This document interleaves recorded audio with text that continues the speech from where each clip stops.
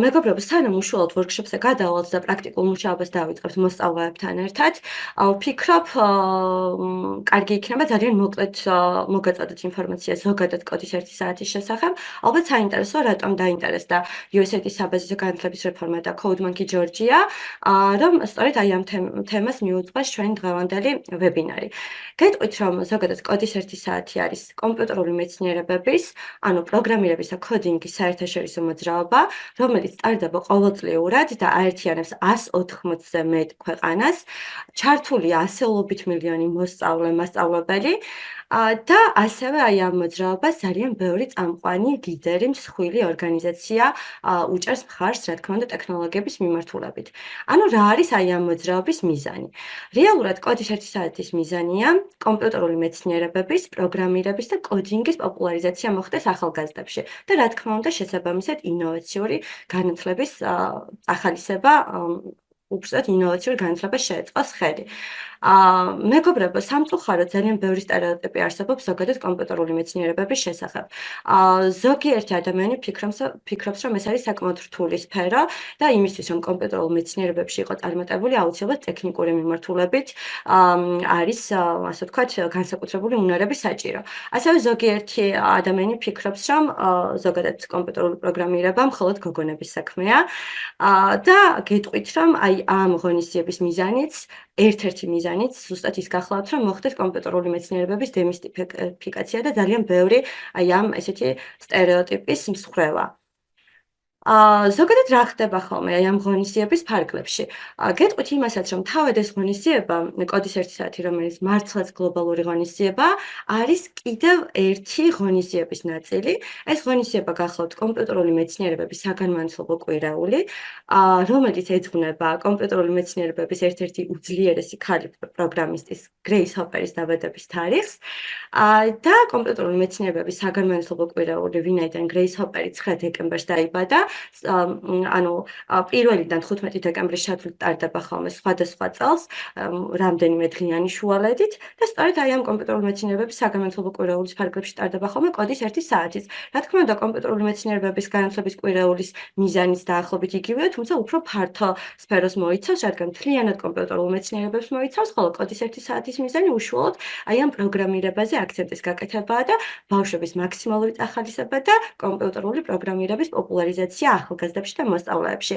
მინდა გითხრათ, რომ როგორც დასაწყისში აღვნიშნეთ, კოდის 1 საათში, როდესაც ბავშვები იღებენ მონაწილეობას, ისინი ფაქტობრივად ხშირ შემთხვევაში პირველად ეხებიან ხოლმე, პირველად აქვთ შეხება პროგრამირებასთან და ისინი ეს სახალისო ფორმატში გაიაზრებენ, რომ თურმე კომპიუტერული პროგრამირება ნამდვილად ყველასთვის შესაძლებელია და არ წარმოადგენს ეს სფერო განსაკუთრებულ სირთულეს. მეგობრებო, ჩვენ გრეის ჰოპერი ვახსენეთ და ვთქვით, რომ კოდის 1 საათი და ზოგადად კომპიუტერული მეცნიერებების კვირაული გრეის ჰოპერს ეძღვნება. ძალიან მოკლედ გეტყვით გრეის ჰოპერის შესახებ.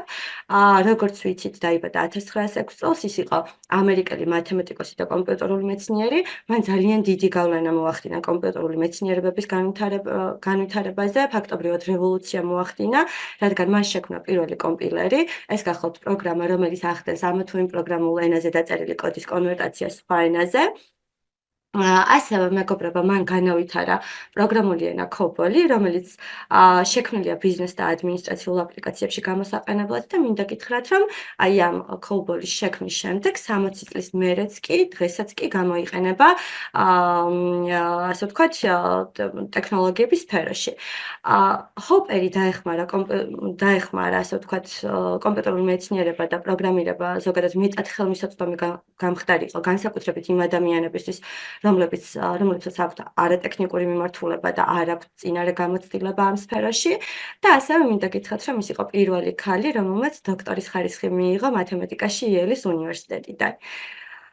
სწორედ აი გრეის ჰოპერს ეძღვნება კომპიუტერული ტექნოლოგიების კვირაული და კოდის 1 საათის კვირაულიც, რომელიც 15 დეკემბრის პირველ ნახევარში ტარდება ხოლმე. მეგობრებო, ეს იყო ძალიან მოკლე მიმოხილვა, თეორიული მიმოხილვა. ჩვენ გაგაცანით დღევანდელი ვებინარის მიზანი, ასევე ვისაუბრეთ კოდის 1 საათის არსის შესახებ, კომპიუტერული მეცნიერებების კვირაულის შესახებ და რაც მთავარია, ნიკოლოზმა გაგვაცნა CodeMonkey-ის საერთაშორისო პლატფორმა, რომელიც მართლაც უნიკალური გახლავთ ძალიან ბევრი მიმართულებით. ახლა კი დროა უკვე, რასაც ამდენი ხანია ველით, დავიწყოთ ვებინარის პრაქტიკული ნაწილი. ეხლა უკვე მაქსიმალურად მოსწავლეები მობილიზდეთ კომპიუტერებთან. გეტყვით იმას, რომ თუ რაღაც მომენტში ვერ მოასწარით, ასე ვთქვათ, გამოყოლა, ან რაღაც მომენტში შეფერხდით, ამაზე არ იდარდოთ, როდესაც დასრულდება ჩვენი დღევანდელი ვორქშოპი, ჩანაწერი ავტომატურად გამოქვეყნდება და შეგიძლიათ ჩანაწერს უყუროთ და შემდეგ იმუშაოთ, შექმნათ თქვენი ციფრული პროექტი და რაც მთავარია, მინდა გითხრათ, რომ გარდა იმისა, რომ პირველ წარმატებულ ნაბიჯებს გადადგავთ და ჩემი დახმარებით ერთად ვიმუშაობთ და ერთად შევქმნით საინტერესო ციფრულ პროექტებს CodeMonkey-ის საერთაშორისო პლატფორმაზე, ასევე თქვენ დაიმსახურებთ პირველ საერთაშორისო სერტიფიკატს, რომელიც შეგიძლიათ ჩამოტვირთოთ და ძალიან გაგვეხარდება თუ კომენტარების ველშიც გაგვიზიარებთ. მოვემზადოთ მეგობრებო და დავიწყოთ კოდის 1 საათის აქტივობები. შეგახსენებთ, რომ ჩვენ აქტივობები მოვამზადეთ ყველა ასაკობრივი კატეგორიისთვის. პირველ რიგში დავიწყებთ პირველ-მეორე კლასელთათვის განკუთვნილი პროგრამით. შევქმნით ძალიან საინტერესო ანიმაციას და გადავჭრით სახალისო ლოგიკურ ალგორითმულ ამოცანებს CodeMonkey Junior-ის კურსის დახმარებით. შემდეგ მეორე-მესამე კლასელთათვის უკვე Beaver Achiever-ის კურს გავივლით, სადაც 15 გამოწვევას გადავჭრით და ძალიან საინტერესო და სახალისო, ასე ვთქვათ, ანიმაცია შევქმნით. ასევე გეტყვით, რომ მეოთხე-მეხუთე კლასელთათვის მოვამზადეთ Game Builder-ი, ანუ ჩვენ აი ამ ასე ვთქვათ 20 წუთის განმავლობაში, დაახლოებით 20 წუთის განმავლობაში შევქმნით მარტივ თამაშს, რომელიც ძალიან გავს Mario-ს, რომელიც ყველას ესე ძალიან გვიყვარს და ერთ-ერთი ისტორიული თამაში გახლავთ და ასევე მეხუთე-მეექვსე კლასელთათვის მოვამზადეთ ინტეგრირებული პროექტი მათემატიკასთან. თქვათ, ეს პირველი 3 ნაწილი თუ უფრო ბლოკებზე დაფუძნებული პროგრამირებაა, გამომდინარე მოსწავლეთა ასაკისგან, მეხუთე-მეექვსე კლასელები უკვე საკმაოდ დიდები ხართ და თქვენთვის უკვე მოვამზადეთ ტექსტზე დაფუძნებული პროგრამირება თქვენ CoffeeScript-თან, რომელიც ძალიან გავს JavaScript-ს, პირველად გექნებათ შეხება და აი ძალიან საინტერესო გამოწვევებს გადავჭრით, ასე რომ დაგველოდეთ. გეტყვით იმასაც, რომ აი ქრონოლოგიურად ზუსტად აი ამ თანმიმდევრობით გაუძღვებით, თუმცა შეგიძლიათ მაგალითად მეხუთე-მეექვსე კლასელებს დაისწროთ პირველ-მეორე კლასელთათვის განკუთვნილ ვებინარზეც და თუ თქვენთვის რა თქმა უნდა საინტერესო იქნება, შეიძლება თვალი ადევნოთ აი ამ ჩვენს ძალიან სახალისო ვორქშოპებს. მეგობრებო, ჯამურად დაახლოებით საათი ან საათნახევარი გაგრძელდება და მოვემზადოთ, რომ უკვე დავიწყოთ პრაქტიკული მუშაობა. ვიწყებთ პირველ-მეორე კლასელებიდან და ბოლოს უკვე გავლით მეხუთე-მეექვსე კლასის პროგრამას. ძალიან დიდი მადლობა ყურადღებისთვის და გადავიდეთ პრაქტიკულ ნაწილზე.